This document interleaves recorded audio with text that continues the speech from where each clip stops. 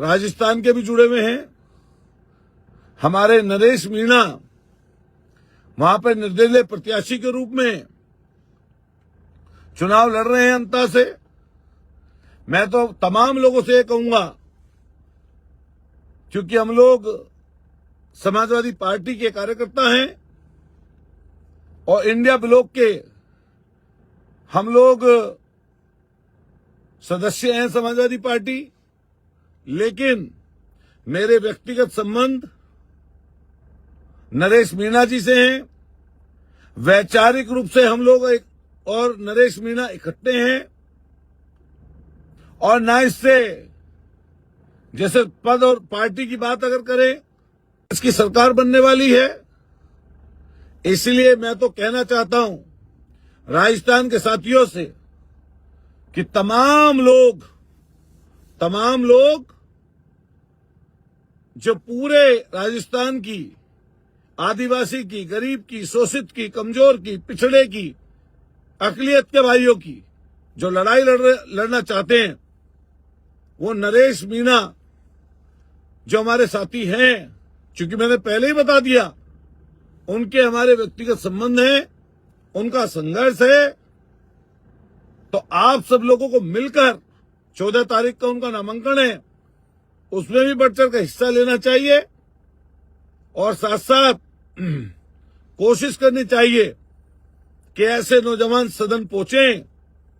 और भारतीय जनता पार्टी जैसी पार्टी को सबक सिखाने का काम करें।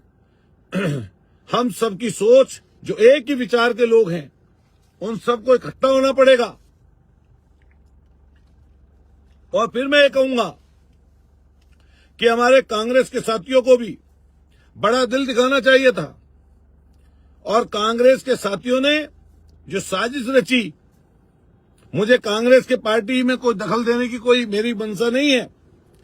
लेकिन बड़ा दिल दिखानी चाहिए दल और पार्टियों को। जब एक संघर्षशील साथी जिसका पूरे प्रदेश नहीं आसपास के प्रदेशों में नाम है, ऐसे साथी को और सीधे कह चुका था कि मैं भारतीय जनता पार्टी के खिलाफ के विचार का आदमी हूं और उसका मन था कि उसको चुनाव लड़ाया जाता और अगर चुनाव लड़ाते, चाहे पहले उपचुनाव में कांग्रेस उससे चुनाव लड़ाती, तो वो तब भी जीतता। और ये वाली सीट मैं तो अंता के लोगों से, राजस्थान के लोगों से कहना चाहता हूं कि ऐसे संघर्षशील साथी को आप सब लोग मिलकर जिताने का काम करिए। हालांकि मेरी दूसरी व्यवस्था है, मैं यहां आज बड़ा प्रोग्राम हमारे मेरठ के सरना मेरी विधानसभा के लोगों ने किया, मैं उनका एहसानमंद हूं और सभी साथियों को तहे दिल से आभार व्यक्त करता हूं। जितने सैनी समाज के लोग यहां पर पहुंचे, हमारी माताएं बहनें पहुंची, फिर पुनः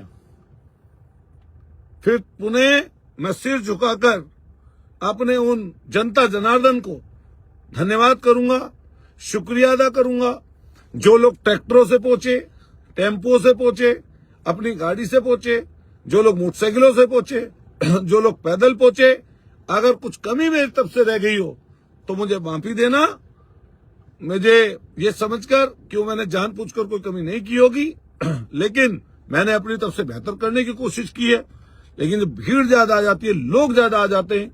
तो व्यवस्था हल्की हो जाती है कई बार, लेकिन हल्की नहीं हुई, बड़ी व्यवस्था थी। मैं उन तमाम कार्यकर्ता साथियों को जो पूरी रात से लगे हुए थे, उनका भी आभार व्यक्त करता हूं और आने वाले समय पर फिर बड़ी ताकत के साथ हम किसी और समाज के लिए प्रोग्राम रखेंगे और सभी जातियों को जोड़ के चलेंगे, 36 की 36 बिरादरियों को जोड़ कर चलेंगे, हिंदू और मुसलमान सभी भाइयों को जोड़कर चलेंगे और इस भारतीय जनता पार्टी की पूरी पॉलिटिक्स को, जो सिर्फ और सिर्फ हिंदू और मुसलमान के नाम पर है, इसको पीछे छोड़ने का काम करेंगे। बहुत बहुत सबका धन्यवाद, बहुत बहुत आभार कि आप सब लोगों ने आकर आज मेरा हौसला बुलंद किया है। अब ये हौसला फिर जनता के बीच में और ज्यादा काम करने का मेरा बढ़ेगा। मैं आपका दिल की गहराई से आभार व्यक्त करता हूं और धन्यवाद देना चाहता हूं महात्मा अपने फूले जी को, साथियों फूले जी को, बाबा साहब भीमराव अम्बेडकर जी को, और जो नारा है जय फूले जय भीम, ये कहते हुए आपसे विदाई लेता हूं। आप सब लोग अपना